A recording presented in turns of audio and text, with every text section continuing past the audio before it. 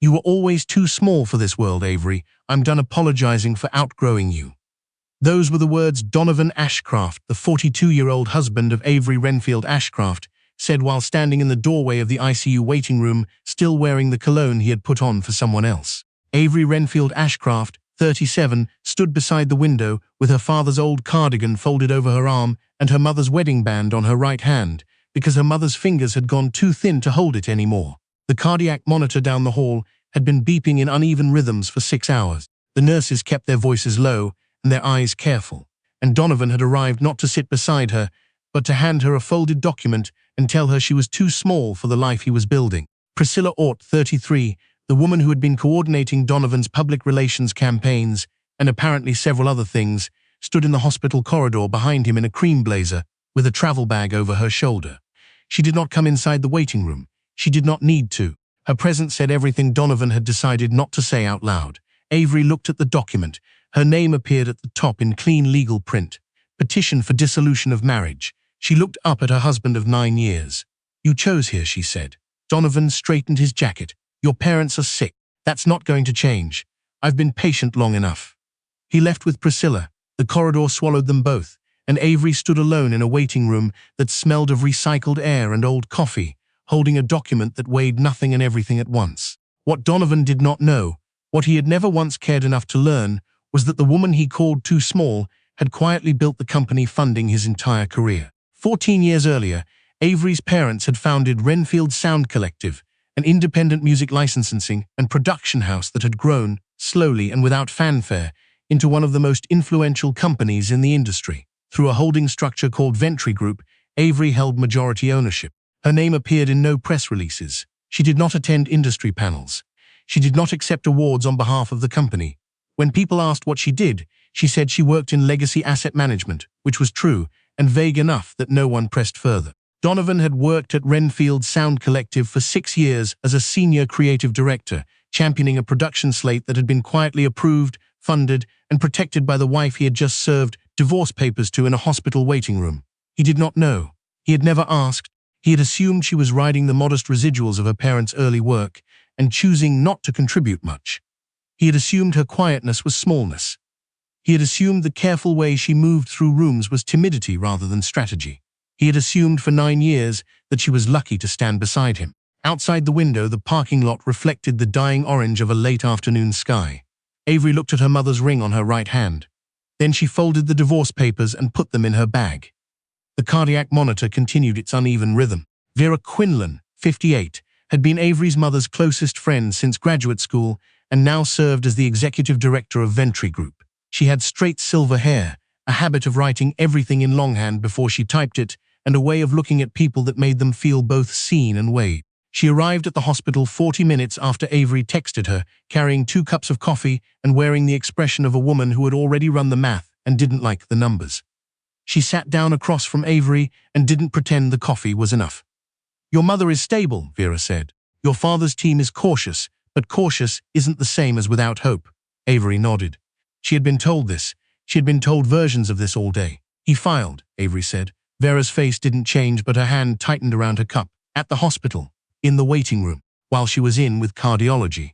A long silence. "Did he bring her?" She waited in the hallway. Vera set down her cup with the careful precision of a woman who knew herself well enough not to break things. "All right," she said finally. "Then we're going to be very careful and very thorough, and we're going to do this correctly." Avery looked at the floor. She had not cried. She had been trying to figure out why. She and Donovan had been growing apart for 2 years. She had known, in the slow dawning way that married people sometimes knew things before they could say them out loud, that love had drained out of him before it drained out of her. She had attributed it to pressure, to ambition, to the particular blindness that comes with rising quickly in an industry that rewards ego. She had not named it until now. But grief had a way of organizing itself around the cruelest possible hour, and the cruelest possible hour had arrived with cologne she didn't recognize. "The company," Avery said, "is protected," Vera said. "Prutchal language is clear. Ventry Group stays separate. He cannot touch the trust through divorce proceedings." Avery nodded again. "But," Vera continued, voice lowering, "I received a call from our compliance officer this afternoon. There are some irregularities in the production ledger connected to his current slate." Avery looked up. "Procurement expenses that don't match approved budgets. a consulting contract issued to an external firm I don't recognize. Some access requests to the archive licensing vault that were approved outside normal channels. Avery was quiet for a moment. Who approved them? Vera's expression answered before her words did. His credentials. The cardiac monitor beeped down the hall. Don't do anything tonight, Avery said. I need to be here tonight. Vera reached across and put her hand over Avery's. I know. Tonight you're a daughter. The rest of it waits. Noel Pratt, 44, had been the head of digital archive and compliance at Renfield Sound Collective for 11 years. He was precise without being cold, methodical, in a way that felt like loyalty, and deeply trusted by Avery's parents because he treated the company's catalogue, decades of independent artists, protected recordings, unpublished session masters, with the same care he would have given living things. He met Avery the next morning outside her parents' house, where she had finally gone to sleep for 4 hours in her childhood bedroom. She was still wearing her father's cardigan. He did not comment on this. He simply handed her a tablet and pulled up the first record.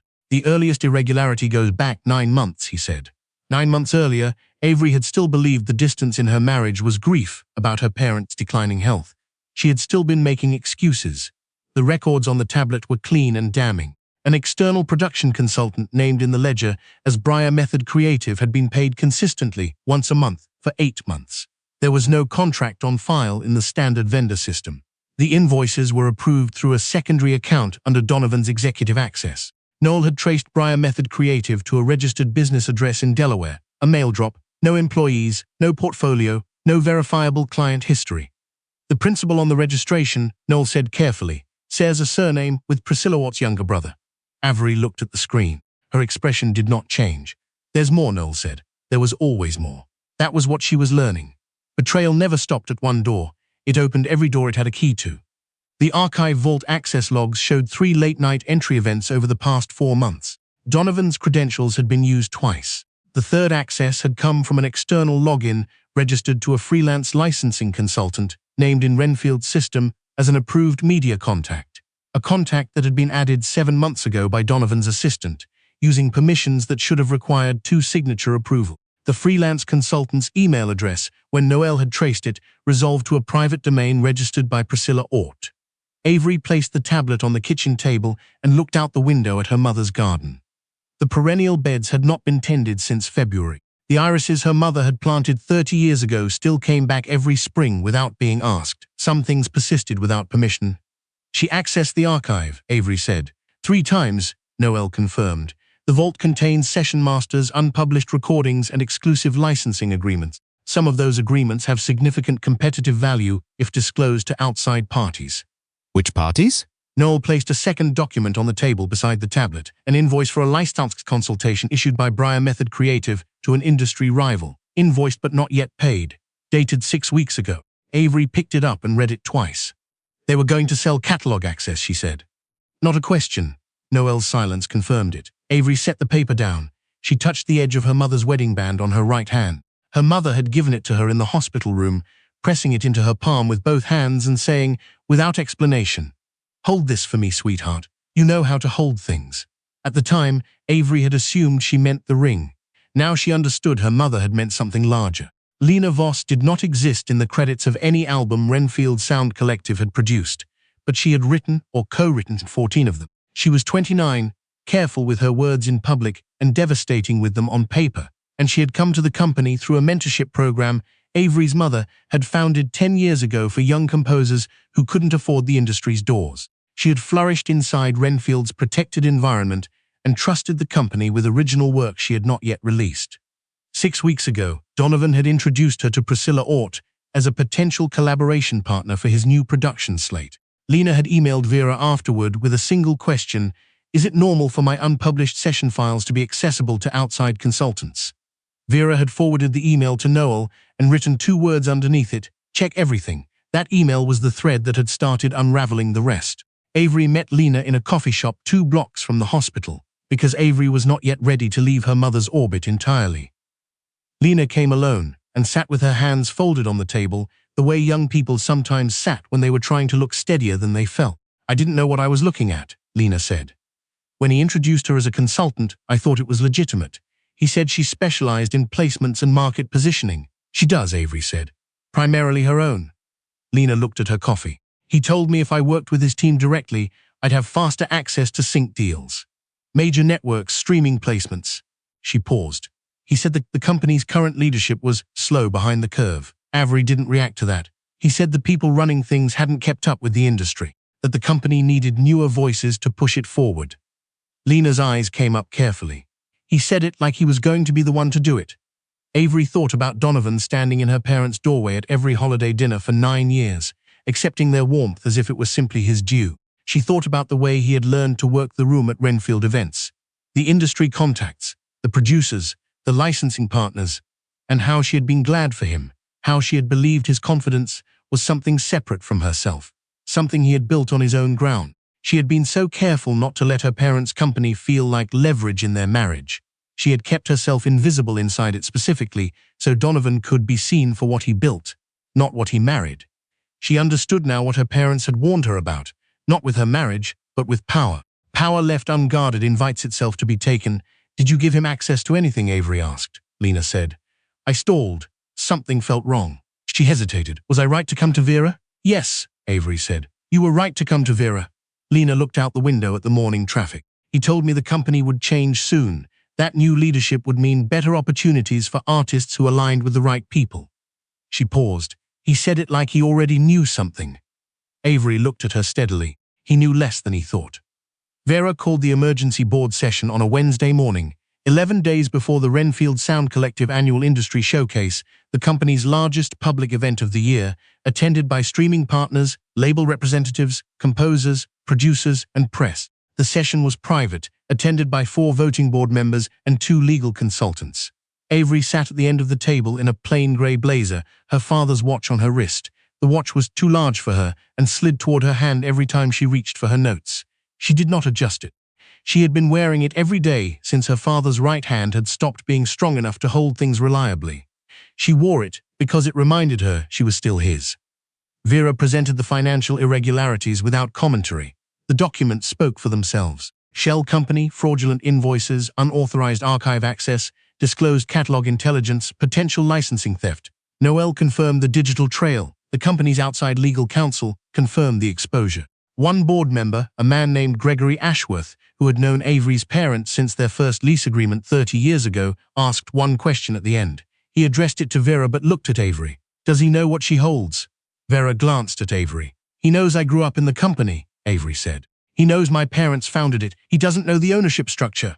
She paused. He never asked. Gregory looked at her for a moment. Then he nodded slowly, the way old men sometimes nodded when the world confirmed what they had long suspected about careless people. The board authorized a formal misconduct review. Donovan's executive credentials were flagged for restricted access pending investigation. The archive vault was locked under a new 2-party verification protocol. All communications connected to the irregular vendor account were preserved under legal hold. Donovan would attend the showcase. He was currently listed as a featured executive presenter, scheduled to speak about the company's new production vision. The board agreed, at Avery's quiet suggestion, to let him arrive. If we cancel now, Avery said, he becomes the story. He calls it a grieving wife. He calls it a bitter divorce. He calls it retaliation. She looked at the table. The showcase gathers everyone he made promises to. Partners, artists, press, producers. Let the evidence speak in the room he chose to build himself in. No one argued. After the session, Gregory stopped Avery in the hallway. He looked older than she remembered, or maybe grief had changed the way she perceived age. Your mother called me the week she was admitted, he said. She asked me to keep the board steady until you were ready to step fully in. He looked at her watch. I told her you already were. Avery pressed her hand briefly over the watch face. Then she walked back toward the parking lot. The showcase venue was a converted recording studio space in downtown Nashville. Renfield Sound Collective had booked it for the past 6 years, always in the same second week of October, when the industry was between cycles and people actually showed up. The room held 200. Tonight it held 214 because the guest list had been extended to include the legal committee, 2 external IP attorneys, and a row of seats near the back for board-authorized observers. Donovan arrived with Priscilla. She wore a deep green dress and stood exactly close enough to make the statement without making the statement. His name appeared on the event program as a featured speaker. He had rehearsed. Avery knew because Lena had seen him reviewing notes in the second-floor conference room 2 days earlier. Priscilla's brother was also in the building. He had arrived as a +1 guest, listed under a generic name, holding a glass of wine near the back wall and not talking to anyone. Noel had identified him from a photograph and quietly assigned someone to watch him. Avery did not enter through the main entrance. She came through the studio access corridor, the one that connected to the old mastering suite where her mother had once sat through the night, approving final mixes on the company's very first commercial release. The corridor smelled of old wood and acoustic foam, and something underneath that Avery had never been able to name but had always associated with the sound of her parents working. She stopped at the framed photograph, mounted outside the mastering suite. It was from the company's 5th year of operation. Her mother sat at the mixing board with her sleeves rolled up and her hair in a clip, laughing at something off camera. Her father stood in the doorway behind her, arms folded, watching his wife with an expression that looked less like pride and more like relief. The particular relief of a person who had found exactly the right partner for exactly the right work. Avery looked at the photograph for a long moment. Then she walked toward the light at the end of the corridor. The program began on time, the room filled with the specific hum of an industry crowd that felt obligated to appear enthusiastic. There were cocktails and catalog clips played on monitors around the walls. There were handshakes and business cards and people who had spent 20 years learning to sound interested. Donovan was introduced as the senior creative director leading Renfield's new production initiative. He walked to the front with the ease of a man who had been looking forward to this. He smiled at Priscilla in the front row. He adjusted the microphone. He began. Renfield Sound Collectives stands tonight at a pivot point, he said. Every legacy company reaches a moment when it has to decide whether to hold on to what it was or become what the market actually needs. In the back of the room, Lena sat with her hands folded in her lap, listening. The catalogue we're sitting on is extraordinary, Donovan continued. But catalogues don't play themselves. Vision plays them, strategy plays them, and tonight I want to talk about where that vision is taking us. He had written the speech himself. Avery had read a draft 2 weeks earlier. He had left it open on the shared computer they still technically owned together, and she had read 2 pages before closing the window. He had used the phrase, recalibrating the company's creative DNA 4 times. He had not mentioned the artists who actually made the catalogue. He had not mentioned the mentorship program. He had not mentioned her mother. He spoke for 11 minutes. The room applauded. Then the event host returned to the microphone and said that before the catalogue presentations began, the company's board chair had asked for a brief formal statement to be shared with all attendees. Donovan turned toward the projection screen with the expression of a man who expected to see his own name. The screen lit up. The Renfield Sound Collective official company seal appeared, the one her mother had designed herself, a hand holding a tuning fork inside a circle of sound waves. Underneath it, the words, "The following statement addresses verified financial and operational misconduct connected to current production activities. All records presented have been authenticated and preserved under legal hold." The room changed. Donovan's hand moved toward the microphone. The first document appeared on the screen. Briar Method Creative, 8 months of invoices. A Delaware shell with no employees, no portfolio, and a registration principal with a familiar last name. The dollar amounts were large enough that several people in the front rows shifted in their seats. Then the archive access logs. 3 entries. Priscilla's private domain. Timestamps at 1 a.m., 2 a.m., 11:47 p.m. Then the invoice issued to the industry rival. Catalog access, licensing consultation, proprietary session master details. 6 weeks ago. Priscilla stood up. Someone near her put a hand on her arm. She sat back down slowly. Then Lena's name appeared on the screen, not as a target but as context. An artist whose unpublished work had been accessed without her knowledge or consent and offered to an outside party without authorization from the company or the creator. A single paragraph, precise and documented, explaining what had been taken and from whom. Lena sat very still in the back of the room. Donovan found his voice. "This is a setup," he said. "This is a divorce proceeding dressed as a corporate announcement. This is my wife using company resources." The screen changed. A recorded clip. The mastering suite security camera. Donovan standing beside Priscilla at the archive terminal. His voice, clearly audible through the room speakers, saying, "She won't look at this closely. She's been in the hospital every other day. By the time she surfaces, we'll have what we need." The room went absolutely silent. Priscilla stared at the screen. She did not look at Donovan. He looked at the board table, where Gregory Ashworth sat with his hands folded and his expression arranged into something that looked like the formal predecessor to accountability. Then the final document appeared. It was a single page, clean layout. The Ventry Group official seal, and beneath it in ordinary type, Ventry Group, controlling entity of Renfield Sound Collective, majority owner and active chair, Avery Renfield Ashcraft. The sound in the room was not gasps or murmurs. It was the specific sound of 200 people recalibrating at once. The soft collective shift of people who had just realized they had been looking at the wrong person. Avery walked out from the side corridor. She did not come from the back. She did not come from behind the board table. She came from the mastering suite corridor, where the photograph of her mother still hung on the wall, where the old acoustic foam still held decades of sound in its grain. She walked to the front of the room with the kind of steadiness that had nothing to do with certainty about outcomes and everything to do with having already made the decision before the room got difficult.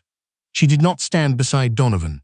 She stood beside Lena. That single step said everything she needed to say about what the company was for. She looked at the room, at the producers who had built careers on Renfield's protected artist relationships, at the streaming partners who had trusted the company's catalog integrity, at the board members who had waited, at Lena, who had been willing to be afraid in a lawyer's conference room and come forward anyway. My parents built this company to protect creative work from people powerful enough to take it without asking, Avery said. Tonight, Renfield Sound Collective is beginning formal action to address misconduct connected to its current production slate. All licensing activity tied to unauthorized archive access has been suspended pending investigation. The external vendor relationship has been terminated and referred to outside counsel. All artists whose materials were accessed without consent have been notified and are under the company's legal protection. She paused. The showcase this evening will continue. The catalog belongs to the people who made it, and their work deserves to be heard. Donovan said her name once. He said it the way people said names when the only thing left was the sound of it. She turned and looked at him. For 9 years she had moved quietly through rooms, kept herself small inside his ambitions, and told herself that was love, making yourself easy to overlook so someone else could be seen. She had thought she was being generous. She understood now that she had been slowly disappearing. You told me I was too small for the world you were building, she said.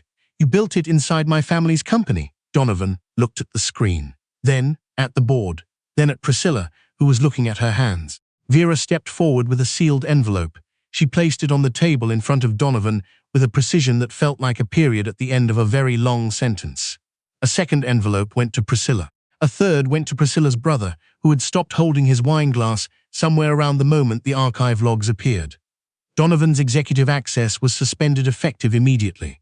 The misconduct review would proceed through outside counsel. The IP exposure to the industry rival would be separately addressed by the company's legal team. The divorce proceedings would continue as a personal matter, entirely separate from the corporate findings, which had their own standing and their own timeline. Donovan did not make a scene. He had always had good instincts about rooms that were watching him, and this room was watching him, the way rooms watched men who had just used up the last of their credibility. He picked up the envelope. He walked toward the exit. Priscilla followed. Priscilla's brother put his glass down on a cocktail table and left without making eye contact with anyone. The showcase continued. The catalog played. The artists were credited in the program with their full names and contribution notes, as Renfield had always done. Lena's name appeared in the composer credits for 3 pieces, and when the third piece finished, someone near the back started clapping before the track even faded out, and the room followed. Lena sat with her eyes forward and her hands finally unclenched in her lap. After the formal presentations ended, Gregory found Avery near the mastering suite corridor.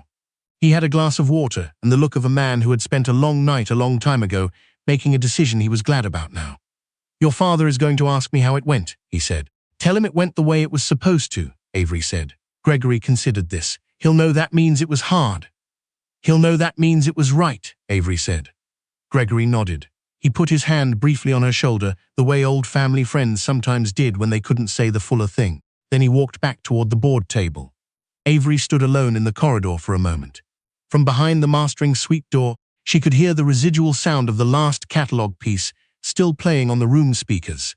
A string quartet piece composed by a 24-year-old from Alabama who had come to the company through her mother's program 6 years ago and had since been placed in 7 network productions. The piece was called Staying Light.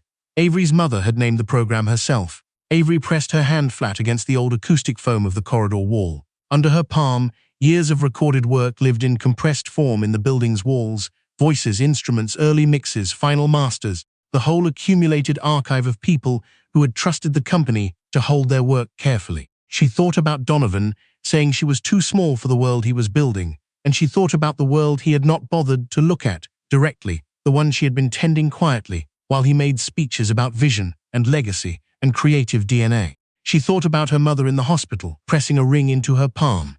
You know how to hold things. She thought about her father asking, from a hospital bed through a nurse, whether she had eaten. That was the question that had broken something loose in her. Not the cruelty of the divorce papers, not the evidence of a year's worth of careful theft, but that small, soft, fatherly question asked from the edge of his own fragility, still reaching toward her. She had not let herself fall apart, because there was too much to protect. She had held the ring, the watch, the company, the evidence, the artists, her parents' legacy, and the memory of the people they had been before illness made them small in their beds. She was still holding all of it. She was still standing. Her parents came home in stages. Her father first, 8 days after the showcase, with a visiting nurse and a walker, he tolerated with visible irritation. Her mother 3 weeks after that, thinner and careful on stairs, but determined to reach the garden before the irises finished for the season. Avery was there the morning her mother walked out the back door and stood for a long time looking at the beds.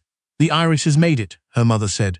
They always make it, Avery said. Her mother turned and looked at her daughter in the particular way that mothers looked at daughters when they had been holding their breath about something for a long time and had finally exhaled. She reached up and touched the string of pearls she had put back on the day she came home from the hospital. She always wore them at home, and then she reached out and touched Avery's wrist, where the watch had slid again toward her hand. Your father will want that back, her mother said. I know. Avery looked at the watch face. When he's ready. Her mother smiled, not at the watch, at her daughter. He called me from the hospital the morning of the showcase, asked the nurse to dial me. He wanted to know if you had eaten. I had, Avery said. Barely. Her mother took her hand. They stood together in the garden for a while, not talking, while the irises moved in the late morning wind. In the weeks that followed, the formal proceedings moved quietly and with the kind of methodical patience that real accountability required. The shell company's payments were recovered through civil action. Priscilla's brother cooperated with investigators in exchange for a reduced personal exposure, which meant the industry rivals' involvement was fully documented before they had a chance to prepare a counter-narrative. The licensing theft was stopped before the catalog intelligence was actually transferred. Lena's original session files were formally sealed under her exclusive ownership and moved to a protected archive partition that required her personal authorization to access. Donovan's attorney issued 2 letters to Renfield Sound Collective's legal team, both of which were acknowledged, documented, and added to the file. They were not answered. There was nothing left to negotiate. The divorce was finalized in the winter. Avery sat in a small conference room with Vera on one side and a cup of coffee that had gone cold, and signed the final documents with a hand that did not shake. She drove home alone. She stopped at the grocery store. She bought 2 pounds of good coffee and a bunch of irises and a rotisserie chicken that she ate half of standing over the sink before she finally sat down at the kitchen table and allowed herself to breathe like someone who had just put down a very heavy thing. She did not feel victorious. That was not what she had been reaching for. She felt like a house after a long storm, a little stripped, a little emptied, but structurally sound. Still standing where it had been built, still holding the things worth keeping. The first morning Avery walked through the front entrance of Renfield Sound Collective as its active chair. She did not announce herself. She came in at 8, which was early. The front desk coordinator looked up and then looked back down immediately, which was how Avery knew word had traveled, the way it traveled in small company buildings where people paid attention. Noel was already at his desk. He stood briefly when she passed and then sat back down and returned to his work, which was exactly the right thing to do. The hallway leading to the board offices was lined with framed album sleeves from the company's catalog. 41 years of releases, from her parents' first small label deal to last year's streaming-only debut by a 19-year-old from East Tennessee who had written her entire first album in her childhood bedroom. Every sleeve carried a name. Every name represented a person who had trusted the company to hold their work with care. Avery stopped at the sleeve from the company's 3rd year of operation. It was a small record, a quartet album, and most people in the industry had forgotten it. But the composer had gone on to write for 3 major orchestras, and she had told Avery's mother at a dinner 5 years ago that the Renfield release was the first time anyone in the industry had made her feel like what she was doing actually mattered. Avery touched the edge of the sleeve. Then she continued down the hallway, past the boardroom, past the archive entrance, past the door, marked Mastering Suite, and into the small office at the end that had been her mother's for 20 years and had sat mostly unused for the past 8 months. She sat down at the desk. Her mother's reading glasses were still in the top drawer. Her father's handwriting, in pencil, on a yellow legal pad, covered 3 pages of company notes from a board meeting 3 years ago that had never quite made it to the official minutes. A small framed photograph sat in the corner, both of them young, standing in front of the company's original location, a converted garage on the east side of the city with a handmade sign in the window that said, Renfield Sound, Est, 1983. Avery picked up the photograph and looked at it for a long time. Then she set it back down, opened the current operating files, and went to work. Some women were called too quiet for the rooms they were protecting. Some women were called too small for the worlds that had been built inside their own hands. And some of them, when the moment finally required it, simply stopped being quiet. Not loudly, not dramatically, but completely, in a way that left no room for the world to misread them again.